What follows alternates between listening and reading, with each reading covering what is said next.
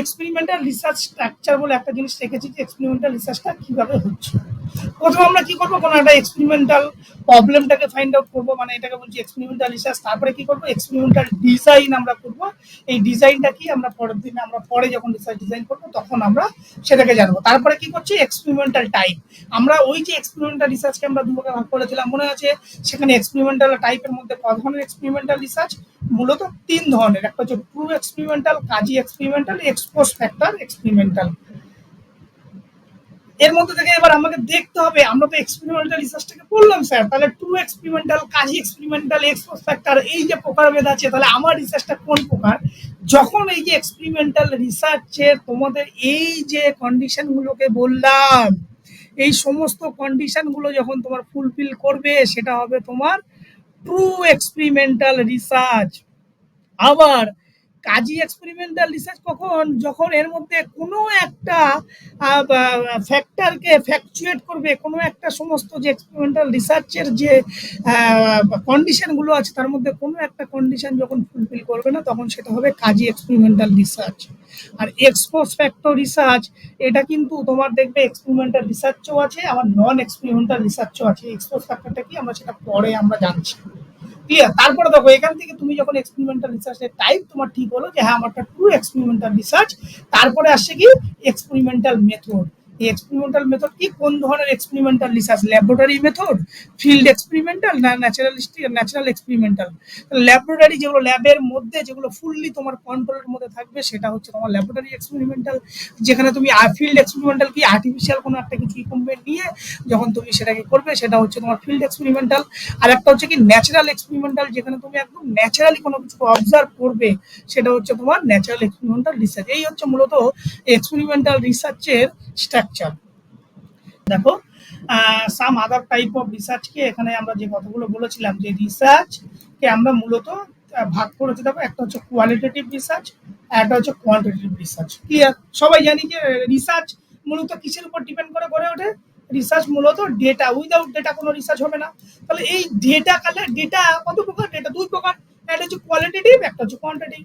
তাহলে এই qualitative and quantitative রিসার্চের দুটোর যখন সংমিশ্রণে কোনো রিসার্চ হবে, তাকে আমরা কি বলবো, মিক্সড মেথড।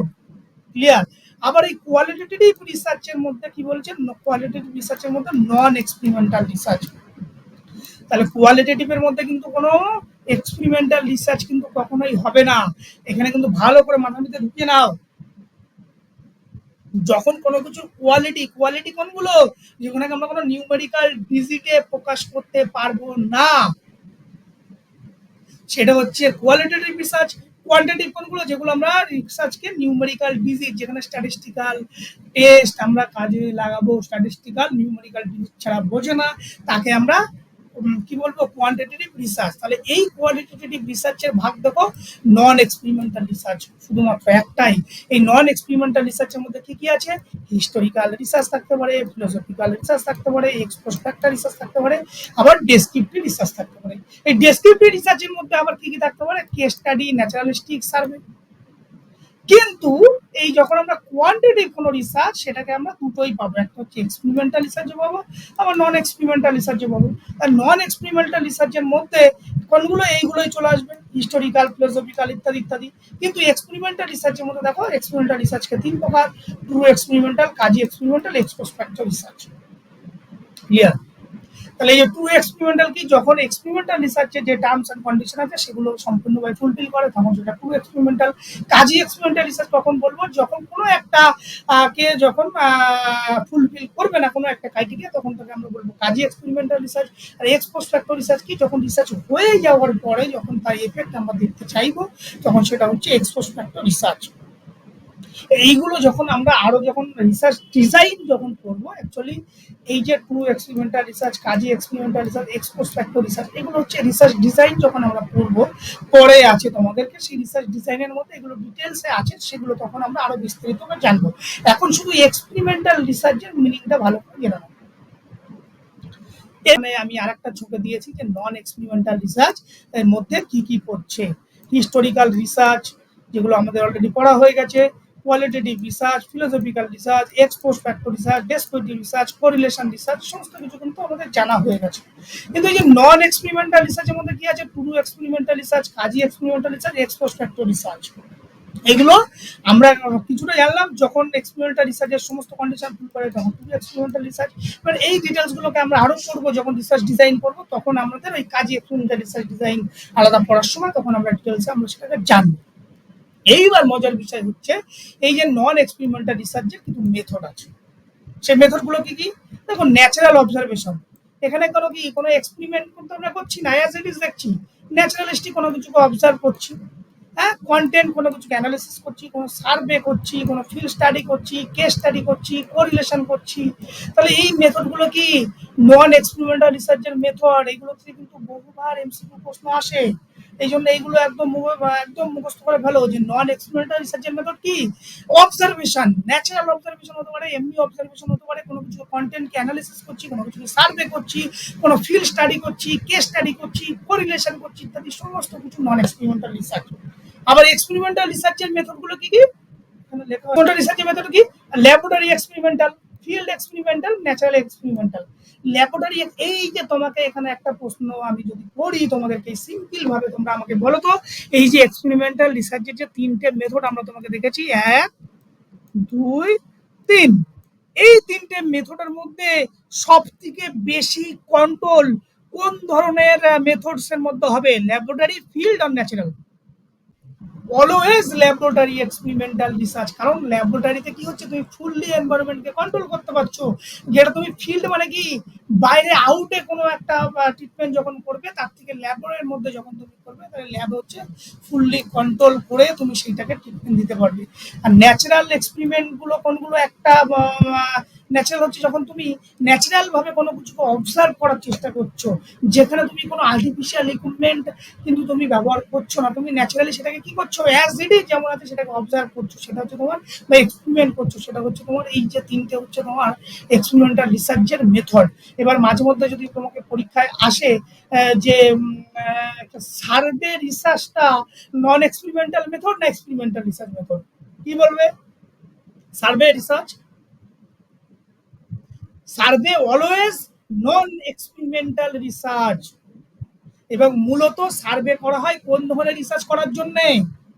কেউ বলতে পারবে সার্ভে করা হয় মূলত কোন ধরনের রিসার্চ করার জন্য? বলো, এর আগের দিন পড়ানোর সময় বলা হয়েছিল সার্ভে মূলত, বলো কেউ বলো, সার্ভে মূলত কোন ধরনের? Descriptive research, very good. Survey মূলত ডেসক্রিপটিভ রিসার্চের প্রধান মেথড হচ্ছে সার্ভে। এই যে বাড়ি বাড়ি পপুলেশন কালেক্ট করছো, বা আমরা অনেক সময় কোনো ইনফরমেশনকে কালেক্ট করতে যাইছি, কোনো কোশ্চেনিয়ার দিয়ে সেগুলোকে সার্ভে করা হয়। ডেসক্রিপটিভ রিসার্চের প্রধান মেথড হচ্ছে সার্ভে মেথড। ক্লিয়ার? এইবার তাহলে আমরা দেখো এখানে যতগুলো আছে এই যে টাইপস অফ রিসার্চ মেথড, তোমরা বলো যে এই রিসার্চের মেথডের মধ্যে দেখো অবজেক্টিভের ভিত্তি করে যেগুলো ছিল সেগুলো আমরা করানো হয়ে গেছে। আবার নেচার অফ ডেটার উপর যেগুলো ছিল সেগুলো হয়ে গেছে, ফাইন্ডিংস এর উপর যেগুলো ছিল সেগুলো হয়ে গেছে, অ্যাপ্রোচ ইনভলভের মধ্যে যেগুলো ছিল সেগুলো হয়ে গেছে, এক্সপেরিমেন্টাল রিসার্চে যা যা ছিল সেগুলো সব হয়ে গেছে। তাহলে আমাদের যে research method, different types of research method ছিল, সেই জায়গাটা কিন্তু আমরা আজকে শেষ করলাম। আর একটা দেখো এখানে আসি, এই যে তোমাদের এখানটায় আরেকটা জিনিস আছে। তাহলে রিসার্চ মেথডের এই যে ল্যাবরেটরি, ফিল্ড, এক্সপেরিমেন্টাল, এই তিনটের আমাদের একটা বেসিক ডিফারেন্স যদি আমরা দেখি, এক্ষেত্রে যে ল্যাবরেটরি, ফিল্ড এক্সপেরিমেন্টাল আর ন্যাচারাল এক্সপেরিমেন্টালের মধ্যে পার্থক্য দেখবো। দেখো যে কথাগুলো তোমাকে বলেছিলাম, কন্ট্রোল, কোন রিসার্চে বেশি কন্ট্রোল করতে পারবে? মোস্ট কন্ট্রোল হবে ল্যাবরেটরি রিসার্চের মধ্যে। ফিল্ডে কি হবে? Less control. ন্যাচারাল এক্সপেরিমেন্টালে কি হবে? No control. কোনো ন্যাচারাল যখন এক্সপেরিমেন্ট করবে তখন কিন্তু কোনো কন্ট্রোল তোমার কাছে থাকবে না। এফেক্ট, কোনটার এফেক্ট সব থেকে বেশি হবে? কনফিডেন্ট, একদম ল্যাবরেটরির ক্ষেত্রে এফেক্ট কিন্তু সব থেকে বেশি হবে। এবং ফিল্ড এক্সপেরিমেন্টাল লেস কনফিডেন্ট, মানে ল্যাবরেটরিতে কিছুটা কম। আর এটা ন্যাচারালের মধ্যে নো কনফিডেন্ট। এক্সটেনিয়াস ভেরিয়েবল মানে কি, এই ডিপেন্ডেন্ট ভেরিয়েবল আর ইন্ডিপেন্ডেন্ট ভেরিয়েবল বাদ দিয়ে আদার্স যদি কোনো ফ্যাক্টর সেই তোমার রিসার্চের কাজের মধ্যে ফ্লাকচুয়েট করে, সেটা হচ্ছে তোমার এক্সটেনিয়াস ভেরিয়েবল। সেইগুলো দেখো ল্যাবরেটরিতে সেগুলোকে কন্ট্রোল করাটা সম্ভব হয়, তাই জন্য বলেছে মোস্ট কন্ট্রোল। ফিল্ডের মধ্যে কিছুটা কন্ট্রোল করা হয়, কিন্তু ন্যাচারালের মধ্যে কোনো কন্ট্রোল করা সম্ভব নয়।